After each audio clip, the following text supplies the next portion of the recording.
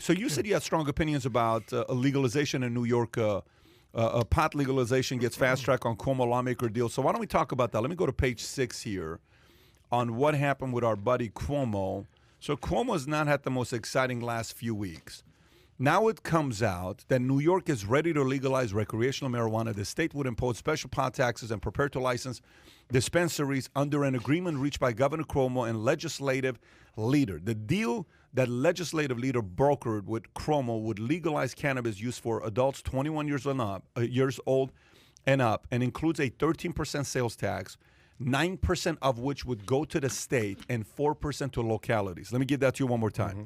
The deal would allow cannabis use to be legal for 21 and up, 13% sales tax on it, 9% goes to the state, 4% goes to localities. The governor's office estimates that a legal cannabis program could pull in $350 million a year once fully implemented. Assembly Major Leader Crystal People-Stokes said, with New Jersey legalizing marijuana earlier this year, we are literally surrounded graphically by other states that are doing it. We just need to stay ahead of times because we're New Yorkers. We can walk and chew gum at the same time. We can speed this up. Tom, what are your thoughts on this?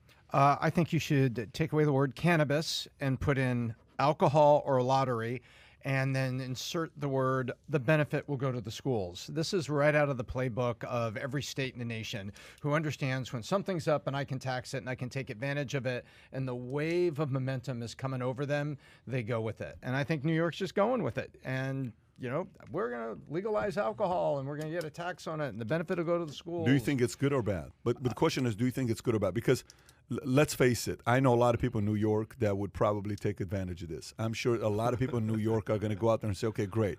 $350 million is $350 million. And God knows New York needs tax money because they lost a lot of people to Florida, which means they need to find a way to generate that revenue back. Just a basic question.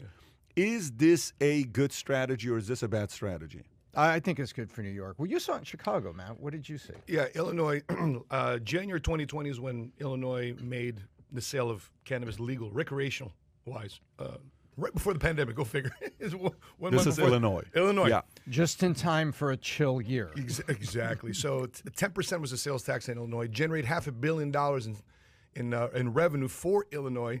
Literally from my office, PBD, 2 blocks just north of my office is a recreational marijuana lounge. I mean, you walk in, it's beautiful. Like a cigar lounge. Oh, like a cigar lounge. You go in there, and it's beautiful. It's well laid out. It's really nice interior design. I mean, they decked it out. Really? Apparently, it's a chain. What was the address? People would like to know what the address is. Right, 220. What's actually name up? What's the name of the place? It's what is it? It's called Consume. It's called Consume. Go figure. Consume. They got it in Illinois. They got it in Michigan.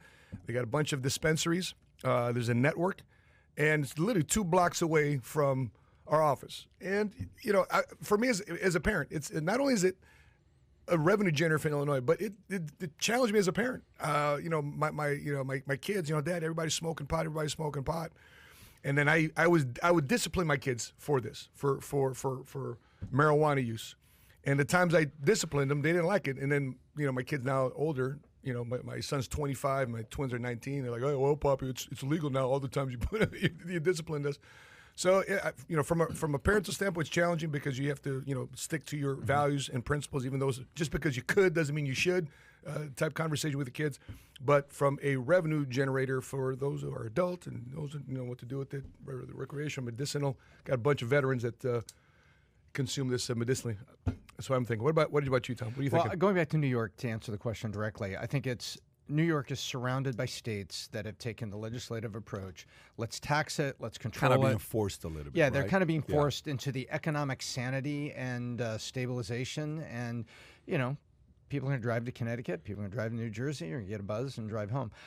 You know, one thing on this I still feel very strongly about.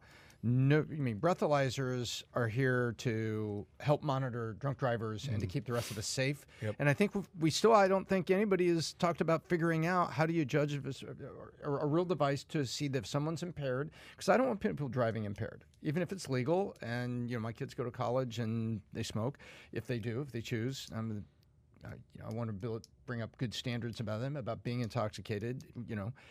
But Wait, what just happened right there? If your kids go to school and they drink and they smoke weed and you want to bring good standards, I don't understand that part. No, what I'm saying is I want to equip them with great judgment skills. So as adults, if they choose to indulge, I have my feelings about what I hope they do and don't do, but if they choose to, I want them to do so legally, ethically, with care and consideration for their fellow citizens. Mm-hmm. And I think on the marijuana side, we still don't have a good breathalyzer for marijuana, because if somebody's baked, I think it's a good idea. They're not driving heavy equipment. Do we really not have anything for that yet?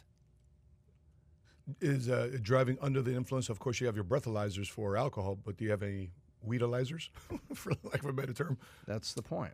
So there's nothing right now to find that if somebody's smoking weed and driving. My understanding, there is not a consistent, approved 50-state device the way the breathalyzer and the blood test at the hospital for alcohol. Question becomes, do they drive better or worse?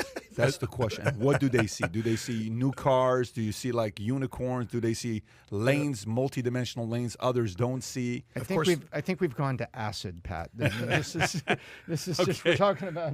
And none of us are referencing anything from any personal experience, so we have no clue. Yeah, I mean, there's a lot of innocence at this table. So if you enjoyed this little short segment from the podcast that we did, here's another short segment to watch. Or if you want to see the entire podcast, click over here. Take care, everybody. Bye-bye.